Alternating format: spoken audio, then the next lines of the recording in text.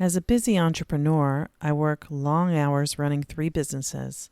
And while I love cooking and enjoying delicious meals, I'm often too exhausted in the evening to come up with ideas of what to cook or go grocery shopping. We've been using HelloFresh for about a month now, and we love it. My partner and I love the restaurant quality meals made with fresh ingredients.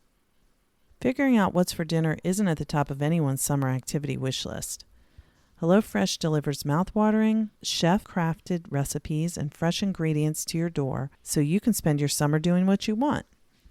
This summer, spend less time meal planning and prepping with HelloFresh's pre-portioned ingredients that make delicious meals easy and quick. Go to hellofresh.com/chat16 and use code chat16 for 16 free meals plus free shipping. That's hellofresh.com/chat16 and use code chat16 for 16 free meals plus free shipping. HelloFresh, America's #1 meal kit. Therapy Chat Podcast, episode 391.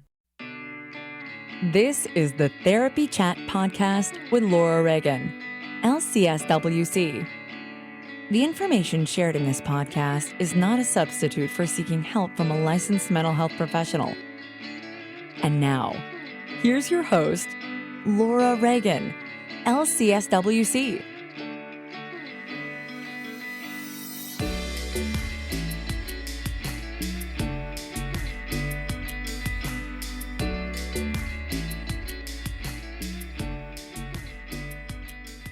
This week's episode is sponsored by Therapy Notes, the #1 rated electronic health record system available today. With live telephone support 7 days a week, it's clear why Therapy Notes is rated 4.9 out of 5 stars on Trustpilot and has a 5-star rating on Google. Therapy Notes makes billing, scheduling, note-taking, and telehealth incredibly easy. And now, for all you prescribers out there, Therapy Notes is proudly introducing ePrescribe. Use coupon code CHAT or click the link in the show notes to get 2 free months at therapynotes.com. Hi, welcome back to Therapy Chat. I'm Laura Reagan, your host, and I'm bringing you part 2 of my conversation with Dr. Gail Gazelle about physician burnout, which is helping professional burnout. And specifically, today we're talking about resilience. She talks about her journey with burnout as a physician and what she learned from physicians who were working during the early days of the COVID-19 pandemic in the spring and summer of 2020. She talks about the moral injury that is experienced by those of us helping professionals who people call heroic. And sometimes we may feel like we actually have failed in so many ways in our professions because of things that happened that weren't within our control. And she talks about how to build resilience to that. And I know that many therapists who are listening right now might be able to relate to what she describes. I feel like this is one of the few interviews where we talk about burnout really in a deep way that relates to the trauma response from someone's lived experience. So I hope you will find this informative and relatable. And I don't want you to be able to relate to the feeling of burnout, but that's something that so many of us are dealing with. I do want you to be able to relate to the feeling that you're not alone if that's how you're feeling right now, and that it can get better. So I definitely recommend checking out Gail's book, which there is a link to in the show notes. It's called Everyday Resilience. And next week, I plan, if all goes as intended, I plan to bring you a new episode that I'm very excited to share. And later this month or early in August, I'll be announcing some very exciting things that are coming up. One thing that is not definite, so I can't say for sure, but tentatively we're looking at putting together a gathering for a live Therapy Chat podcast episode recording with an audience. That would be people who come to listen and participate, because we're going to have a Q&A, and we're looking at doing that in Denver this August. So obviously that's coming up very soon. So letting you know that that's out there. And if you're on my email list, I'll definitely inform everyone when it's set up for sure. But I'm really excited about the opportunity to record live with an audience. That's going to be really neat. And what we're going to be talking about should be super interesting as well. So can't wait to tell you more about it. Stay tuned for that.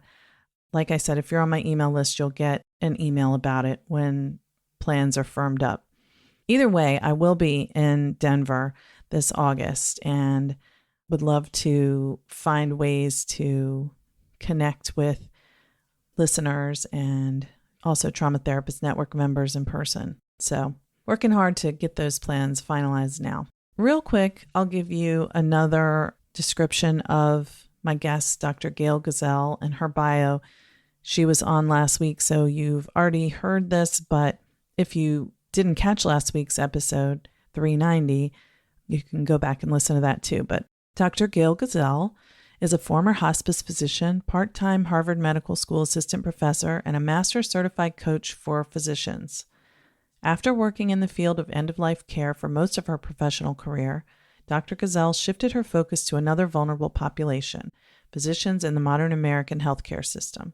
Gail Gazelle has coached over 500 physicians and physician leaders on leadership development, communication, teamwork, conflict management, mindfulness to build resilience, and emotional intelligence. And I'm just going to cut into the bio to say that there are a lot of different ways that people can experience executive coaching, and the really deep work that Gail is doing using a trauma-centered approach is very beneficial. You know, oftentimes it can be mindset work that's very cognitive and it doesn't go as deep, and there's a place for that too. But when people are in burnout, what they really need is something like what she does. So just wanted to throw that out there. Dr. Gazelle's passion is in providing physicians the resilience skills not covered in training that make the difference between burnout and surviving the marathon of a medical career. A longtime mindfulness practitioner and educator, Dr. Gazelle is a certified mindfulness meditation teacher with world-renowned teachers Tara Brock and Jack Cornfield. Dr. Gazelle is the author of The Daily Dose of Calm, a free 14-day mindfulness mini course, and her articles have appeared in many publications, but her book, Everyday Resilience, came out in August 2020, and there's a link to find her book in the show notes. I hope you will enjoy our conversation. I wanted to tell you one more thing. Oh yeah, I wanted to tell you that I was talking with someone the other day who has an adult child who's in medical school right now, and she was telling me that her child on the first day of class learned about the Adverse Childhood Experiences study. And that was so heartening to me. I just want to say it's a little off topic, but to think that some medical schools are teaching physicians about the impact of childhood trauma on health and physical and mental health is so long overdue. But the fact that it's actually happening makes me hopeful. And anything that can give hope that things are changing in this very needed way is welcome. So thank you all for listening, and I'll be back with you with a new episode, I hope, next week. And until then, thank you so much for listening to Therapy Chat. Hi, welcome back to Therapy Chat. I'm your host, Laura Reagan, and I'm so happy to be continuing my conversation that we started last week with our part one with Dr. Gail Gazelle. Gail, thanks so much for coming back to Therapy Chat today. Oh, I'm delighted to be here. Thank you. Yes, I loved our first conversation about the topic of physician burnout. You are the author of Everyday Resilience, a practical guide to build inner strength and weather life's challenges. And you are a former hospice physician and on the faculty at Harvard Medical School, and you're a meditation teacher. You've got it all going on, Gail. So why don't you just give our audience a little thumbnail sketch of what you're doing these days, and they can refer back to our previous episode for all the nitty-gritty. Okay, great. Yeah, so I was a hospice physician for many years, and I then went on and became an executive coach for physicians and physician leaders. And I did that after my own bout with burnout. I loved being a hospice physician. I felt so privileged to be involved in this very sacred time in people's lives and to help them and their families cope with the enormity of loss that they were experiencing. So the work was incredibly rich and satisfying, but at the same time, it was kind of overwhelming in part. And I was a parent. At the time, I had a child actually on my own, so I was a sole parent. And just the juggling of being a parent and meeting my child's needs and having a busy career. And I also had an academic career. I just started struggling with burnout and guilt and, kind of not really knowing how to sustain myself. So I got coached myself and found it enormously helpful. I had also had a lot of therapy, which helped me with some complicated family of origin issues. So the therapy and then the coaching just really helped me figure out how to have a lot more joy in my life, a lot more ease, a lot more balance, a lot more self-care. So I decided to become a coach so that I could help physicians across North America kind of get the same benefits and find ways to meet the demands of their career and continue to thrive. Along the way, I had my own mindfulness meditation practice, did a lot of coursework and retreats.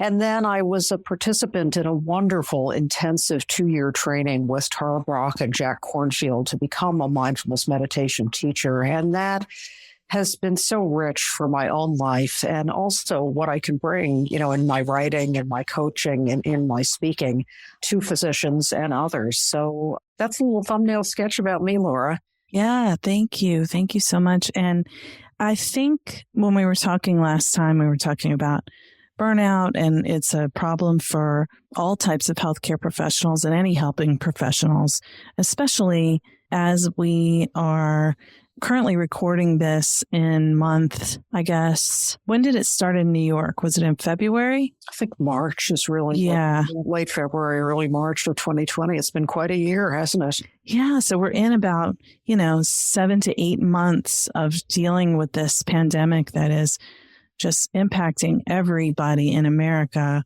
in some way, big ways and small ways. And you were in New York helping with the hospital work there. Were you working with physicians who were dealing with the impact of taking care of patients with COVID? Yeah, I was called in to lead support groups for a large physician health network in New York City. And I was doing the support groups kind of April through June. And so, New York was so hard hit, and it was really interesting the ways that the COVID pandemic impacted physicians.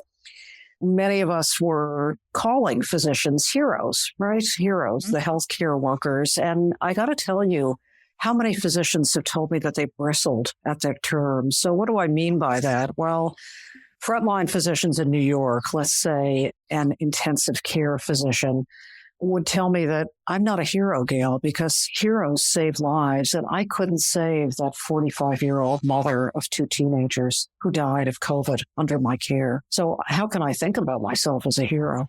Then, similarly, a family physician in New York who was doing telehealth, so wasn't doing hands-on care, because of the pandemic, said to me, I hate it when they call me a hero. I'm not a hero. I'm not actually even touching patients now. How could I possibly consider myself a hero? So this intense guilt and anguish and, for many months in New York City and other cities across this country, at 7 p.m., for example, horns would honk and people would bang pots and sing songs all about, the heroes and heroines of the healthcare system.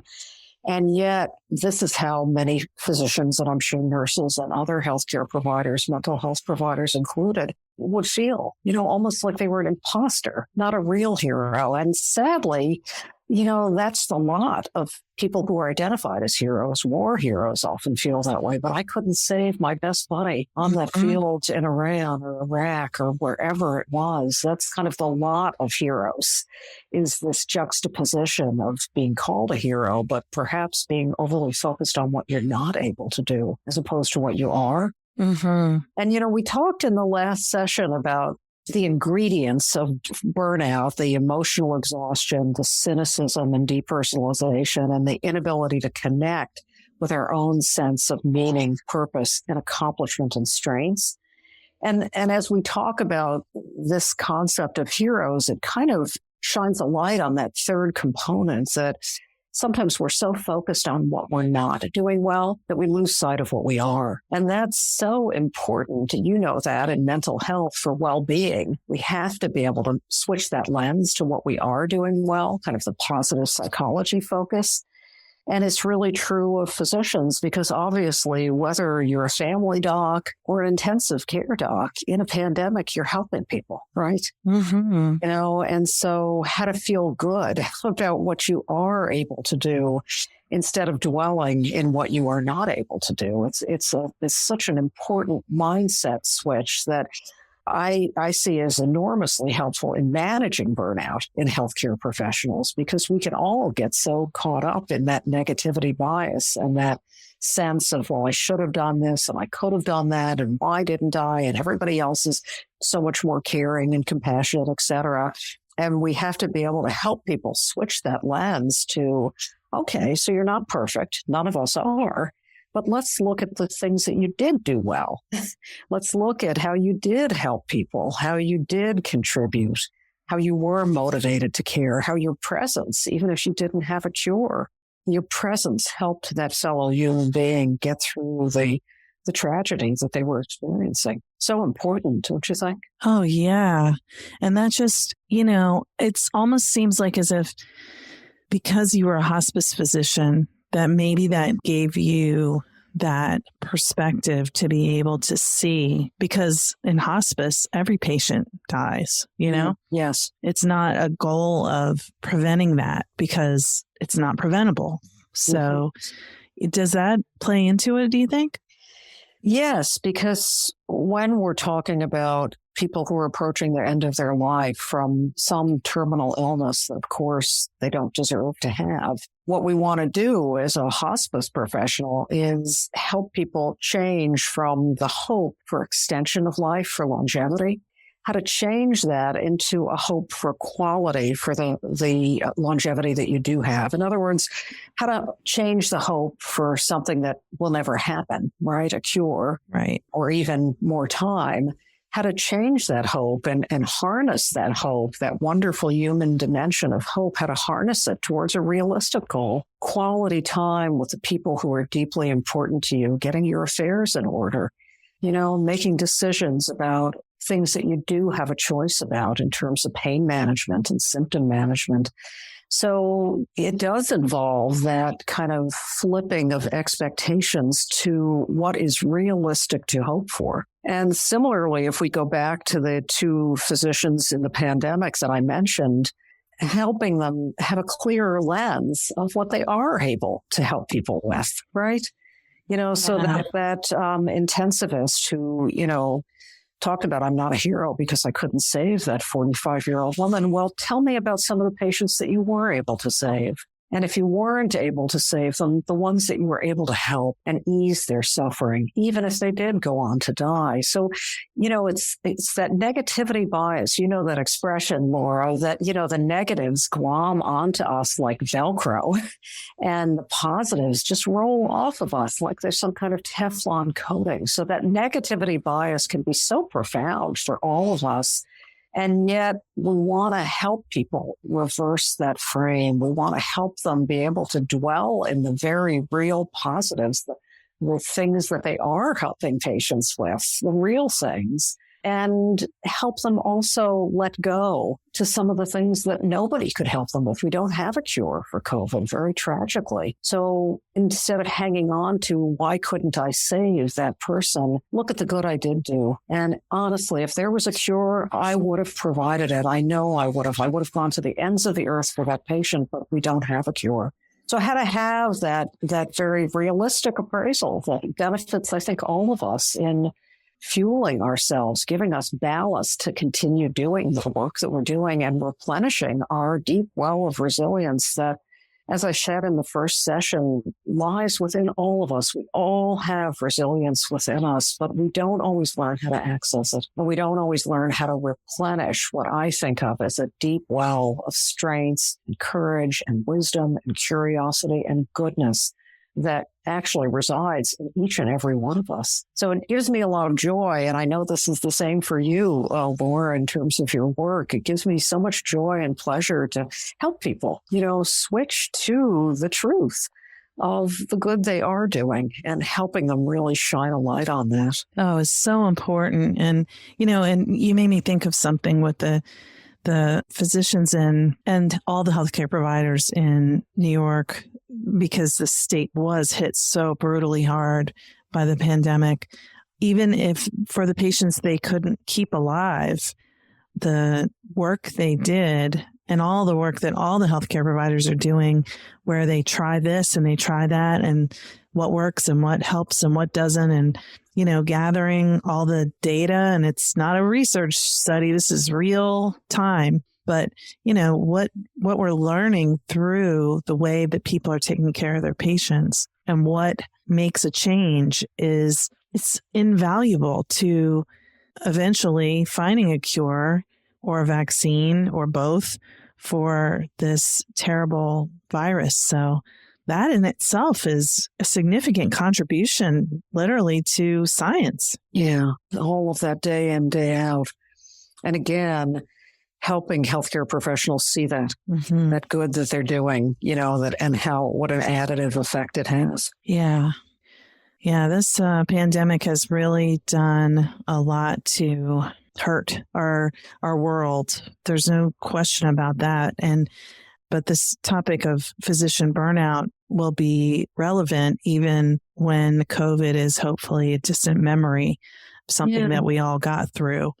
Yeah. And, isn't it interesting that times of difficulty often propel times of growth, change? And when I think about resilience, I think about how do we keep our focus on things that we can control as opposed to things that we cannot.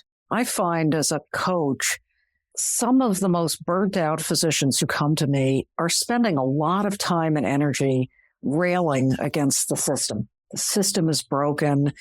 The electronic health record, which we spent a lot of time on in the first session, it's eating me alive. The practice of medicine is just going down the tubes.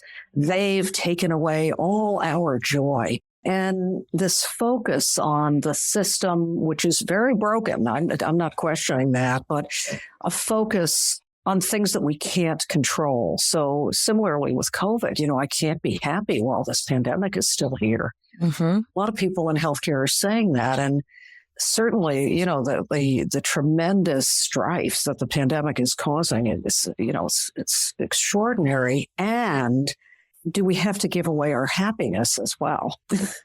Is our happiness dependent on whether we're in a pandemic or not, or the pressures in healthcare or not? Or is our happiness something that we can actually cultivate within ourselves?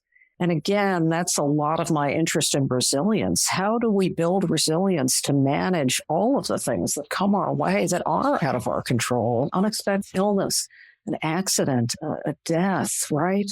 Loss of a job, racial inequities, all of the things that come up that we have very little control over. How do we build our endurance to manage all of those things and still reach whatever our goals are? And that's why, to me, resilience isn't just a bouncing back. It's not just that rubber band analogy or the willow tree that bends and doesn't break. Those are important images, but it's really more how do we ride the uncertainty and the adversity that is part of the human condition with minimal unnecessary cost, with minimal unnecessary physical, emotional, mental, spiritual, every possible domain of cost and suffering we can have, and get to what's most deeply important to us in our lives and our work. That's to me what we really need to be working toward. We can't change things like the pandemic. If 2020 has taught us anything, it's that,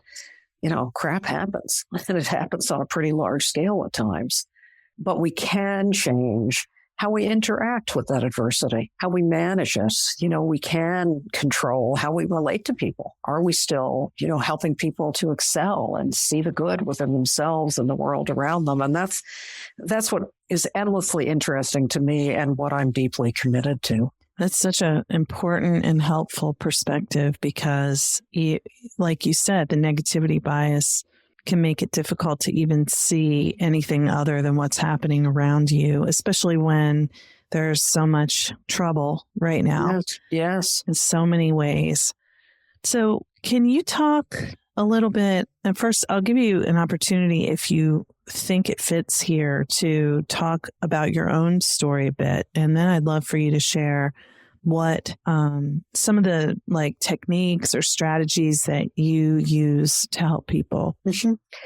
Yeah, I'm happy to share honestly about my own story. So I grew up outside of New York City in a middle-class Long Island neighborhood. And things in my household looked pretty okay on the outside. My father was a social work professor.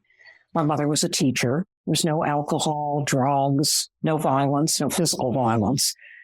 But what went on inside the house was very different than that outside veneer. There was a lot of abuse. It was sexual abuse.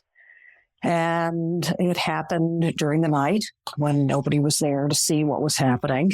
And sadly, in my case, it occurred over a lot of years. It was a big part of my growing up. And your audience are mental health professionals. They know about trauma and they know about repressed trauma. The way that I survived was by blocking it out. I'd come down in the morning and my mother would be like, okay, get ready now. It's time to go to school. And honestly, I'd come down in the morning very confused, not really knowing, did I dream what happened during the night? And why had my father done these things? And hungry for even a morsel of comfort, but I didn't get comfort. I got, time to go. Let's keep moving. And so my psyche learned to just put it away. And, we know about fight, flight, freeze. I think it's an example of freeze. My psyche was faced with overwhelming badness and terror and fear. And, my father coming into my bedroom at night doing pretty awful things. So my psyche protected me by putting it all away. I was fortunate. I was in a family that valued education, and I was fortunate that I had academic smarts. And I would go to school and I'd be like, teacher, call on me, because I needed that distraction. I needed the validation that being successful at school provided me. Again, I was very fortunate that I had that, because I don't know if I would have survived otherwise. I don't know if I would have come out, as okay as I did. I went on, went to college, did well, went to medical school. And it was not until I finished my residency training, so I was by that point, my mid to late 20s, that my memories of the abuse, frankly, came flooding out. Mm-hmm. It was the first time that I kind of had an opportunity to breathe. It was the first time I was financially independent. And it was pretty intense those couple of years after my residency ended. It was really quite something, how much came out. It was almost like when the lid came off, it was kind of amazing what was under there. And, I'm sure your listeners know about trauma and they know about PTSD and flashbacks. And I don't think I would have believed the experience if I hadn't gone through it myself. It was so intense. Mm-hmm. The physical flashbacks, the emotional flashbacks, the whole journey was really destabilizing. And again, I think that I was fortunate that my psyche had learned a way of protecting myself in terms of compartmentalizing the trauma so that I continued to work. And I was able to compartmentalize that. In the early days that I was getting my memories back, I was fine at work. I was taking care of patients all day long. I was working as an internist then. But honestly, the minute I left my office, between my office and just walking out to a nearby parking garage, I would be crippled by flashbacks. It just was so powerful. So it's been a long journey of healing. I've been in therapy for many years. I had some bad therapy experiences and then landed with an outstanding trauma therapist who's been by my side for a lot of years. And I don't know if I'd be here without her. Yeah, so I feel like I somehow had the resilience to get through this. And I think some of the ingredients were the freeze response, the psyche's ability to wall things off, until I was ready, or at least even a little bit ready. Yeah. To deal. You weren't really ready. You didn't want that right then, but it happened. Must have been, your brain said, ready enough, go. That's right. And I found that along my whole healing trajectory, which has been quite a few years now, that it is very much that sense of, I'm not sure I can handle what's coming up for me, but my psyche has that protective ability. It only reveals as much as I actually can weather, even if that's kind of a fine line at times. So I feel like I've had a pretty successful healing journey. As I said, I became a parent. I was single, but I knew that I wanted to be a mother, as scary as that was. And that was probably, the best decision that I ever made. I feel so fortunate. My son is now 23. He's just a beautiful, lovely, well-adjusted, resilient young person who goes on mindfulness retreats himself, has nothing to do with what mom does. So it's been a really fantastic healing journey, but sure, it's been a challenge. And it's helped me see, as I said, that we all have resilience within us. We do. And we have to help people learn how to access it, how to replenish it, what it is that sustains them and what it is that depletes them. And those are things that we can learn. We can develop that awareness of what it is that we need. So many people, we're in the pandemic now, and tell me what you think, Laura, but a lot of people are addicted to watching the news. Mm-hmm. Now, that's not just the pandemic, and I'm not sure when this interview will air, but at the moment that I'm speaking to you, it is 2.5 weeks before the U.S. election. Mm-hmm. So there's a lot going on, and people are glued to the news in whatever form they get it, and yet the level of agitation for watching all the news is high for many Americans. And so how do we really tune into that? How do we really get to know what improves our well-being and what gets in the way, what dissipates a sense of ease? And once we get to know that, then we can be a little more intentional. For me, I rarely watch the news now. I can't stand it. It's just so anxiety producing. Mm-hmm. It just disrupts my sleep, and then I'm irritable during the day and I snap at people. It's just, for me, it's extremely unhealthy. I'm not living in a cave. I take a look at the news, and stay up to date on things. But anything more than that it does not help me be a good citizen of this world in any way. So how do we get to know those influences, right? And take the time to really think about what fuels us, what fills our inner resilience well, and what depletes it. And I know for you and your listeners in mental health, that's a lot of what you're helping people with, right? Is to have that awareness, to tune in and to commit to the things that do improve their well-being as opposed to the things that, deplete it.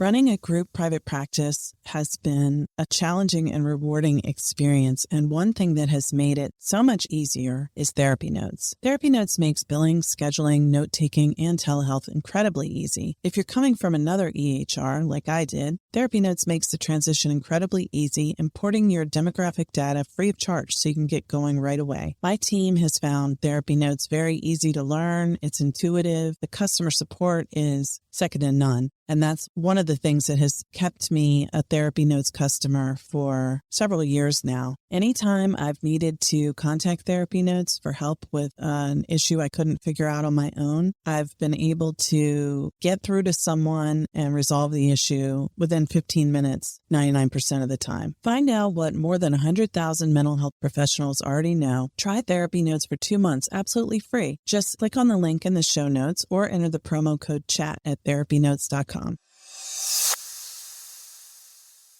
Yes. And even for us therapists, it can be challenging because, I think it really resonated for me when you were talking about, and this was in our first part of our interview where you were talking about having this, you were talking about not yourself, but for physicians having where they go to work and it feels so meaningful. No, it was you. When you were talking about the hospice work, you were saying how meaningful it felt. And then it began to be like you were feeling guilty when you were at work because you were away from your son, and you were feeling guilty when you were home because you were away from work.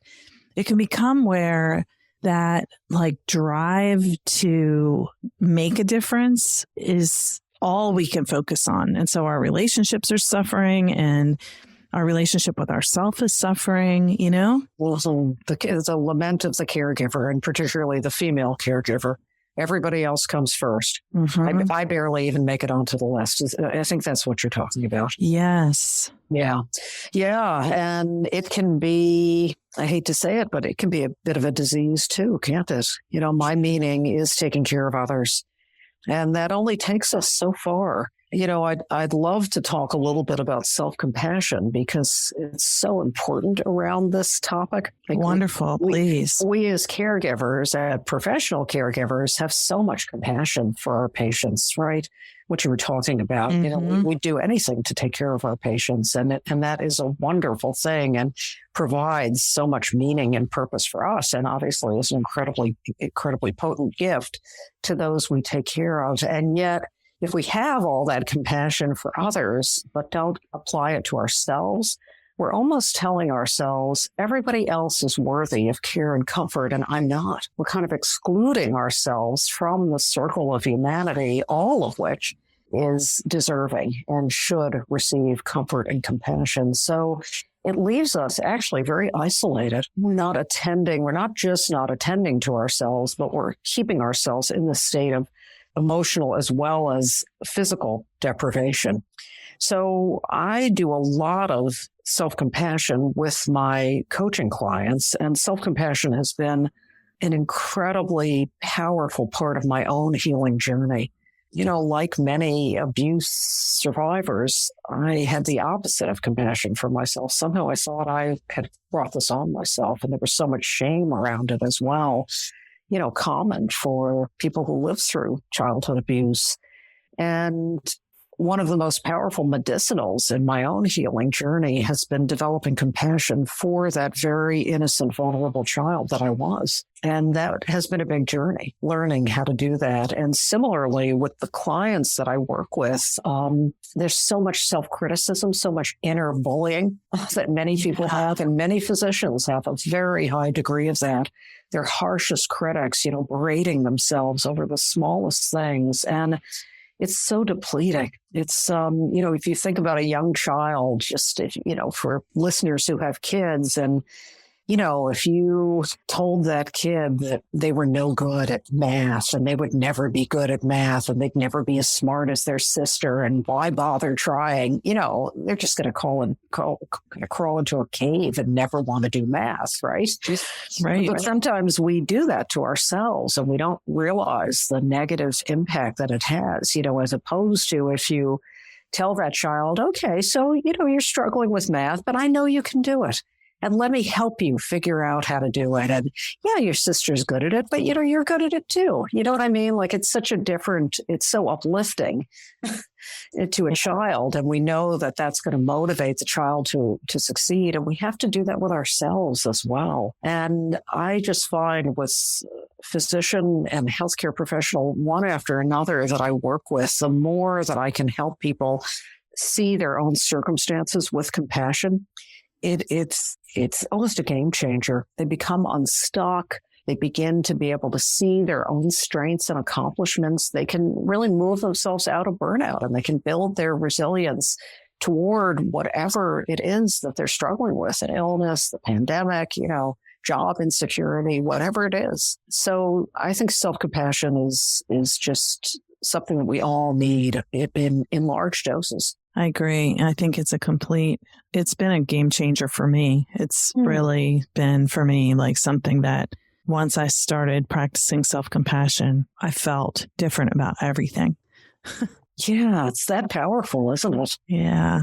So how would you like to share with us some of the ways that you use self-compassion and other strategies, if you like, to talk about those with physicians who you're coaching? Well, let me talk about a couple of strategies, and then maybe I can lead your listeners in a self-compassion break. So before I do that, a couple of the other strategies have a lot to do with mindfulness. When people hear the word mindfulness, they often think about, kind of monks on the mountaintop, spending hours a day sitting in silence. And that's great if that's what you're moved to do. But mindfulness is so much more than that. It's really an approach to our own mind, to becoming acutely aware of what our own mind is up to. We all have patterns of thought, patterns of self-criticism, patterns of viewing the world. And some of them are accurate and some of them are highly inaccurate and downright false. And with mindfulness, we get to know them more. So, for example, for myself, as an abuse survivor, there was just so much shame. And a big part of my healing journey has been the mindful awareness of that shame, kind of rather than it being like the wallpaper that was present everywhere, moving it out into my consciousness where I can work with it. I can see, wow, I'm being besieged by a shame attack. I'm just feeling like there's something deeply wrong with me. And this is a time to take care of myself, to slow down, to really think about what I need, because I don't deserve to experience that shame. I didn't do anything bad here. So with mindfulness, we're kind of taking it out of the shadows and we're bringing it into the forefront, because once we do, then we can work with it with a lot more agility. So that's very important for burnout. And then we talked about this a little bit, working with our inner criticism, sometimes in the form of the imposter syndrome. A lot of physicians walk around feeling like an imposter, and the lay public may be surprised at that. Well, physicians know so much, they're revered, they make a good income, they have all of this job security, and yet so many physicians walk around feeling like an imposter. And we touched a bit, I think, in the first session about how medical training, unfortunately, exacerbates that and contributes to the imposter syndrome. So we need to get to know our inner critic and work with the inner critic so that it doesn't have as much airtime as it can have for many of us. So those are a couple of strategies, but would it be helpful for me to lead your listeners in a self-compassion break? I think that would be lovely. Okay.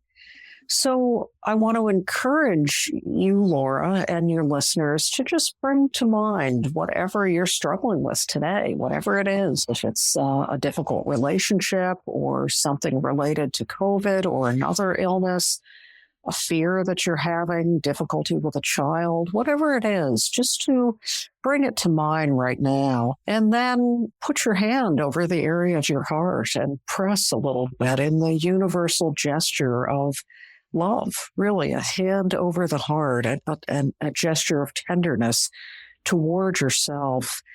And if it's comfortable, to let your eyes gently close and start by taking a few slow, deep breaths and feeling the pressure of your own hand as you take your deep inhalation. And as you're imagining the difficulty that you're in and focusing on it right now, I just want to say a few things, which is that whatever it is you're experiencing, I know it's difficult for you. This is a moment of struggling. This is hard. And I also know that anybody else in your circumstances would find this difficult too. And other people do find this difficult. In other words, you're not alone. Suffering is part of the human condition for every single one of us. And my wish for you in this moment of difficulty is that you can be kind to yourself, that you can bring the same compassion to yourself that you bring to so many others, that you can be patient with yourself as you go through this difficulty, that you can forgive yourself in any way that you need to, that you can acknowledge that, sure, you could have done things differently. We're all imperfect beings. And that you can remind yourself that your intentions are good, that you're trying hard to do what you need to do to take care of yourself and others in this difficulty. And to take a few slow, deep breaths again, and perhaps consider for a moment if there's anything of a compassionate nature that you would say to a friend who's going through some similar difficulty to the one you're experiencing, what you might say to that friend or loved one. And I want to encourage you to say that to yourself and to repeat this exercise at times when you are feeling low, overwhelmed, saddened, not sure about the best way to go forward. So gently opening the eyes again. And so this is what's called a self-compassion break that comes to us from Kristen Neff and Christopher Germer, two of the leaders in self-compassion research.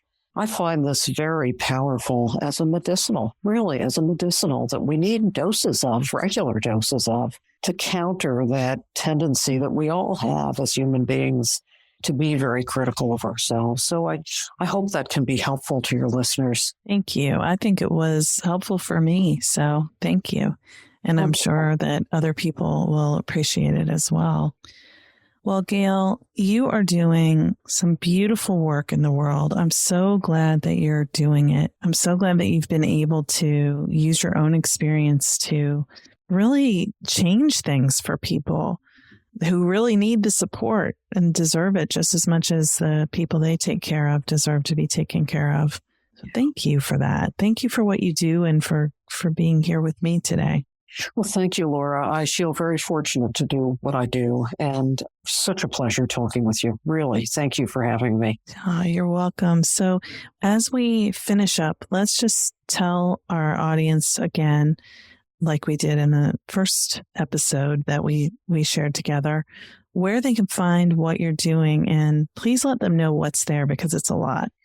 Yeah, my website is gailgazelle.com. So GailGazelle.com.